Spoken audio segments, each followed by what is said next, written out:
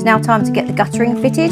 I'm going with the Flowplast Mini Flow Guttering, which I purchased from B&Q. I'm just going through everything here just to double check I've got everything. I also purchased the silicone spray, which allows the joints to go together a little bit more smoothly and prevents any of the parts from sticking together.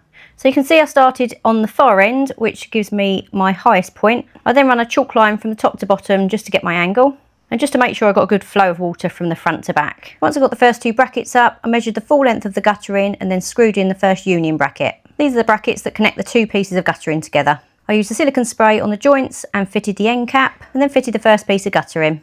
And for everyone that asked, you can see clearly here that the guttering is sitting directly over my fence. So this is going to be the lowest point. So this is where the gutter is going to go down through the fence and into the storm drain. I needed to cut out a small section of my fence here, just so the bracket would sit in nicely. You can just see here that I'm checking all the fit and making the hole just a little bit bigger, just so it all fits. I screwed that piece into place and then I just had to cut a little extra bit on the bottom here, just so I could get the joint to go through.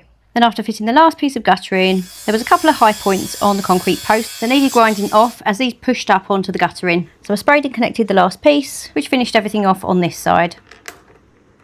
So coming back round onto our side of the fence, I've attached these brackets onto the fence for the downpipe. I also strengthened the hole I made in the fence with some wood either side, and this just sits down into the drain. I then ran some water from the top end just to make sure everything flowed nicely, but the real test would come when it rained. And a few days later, boy did it rain. This was an extremely insane amount of rain.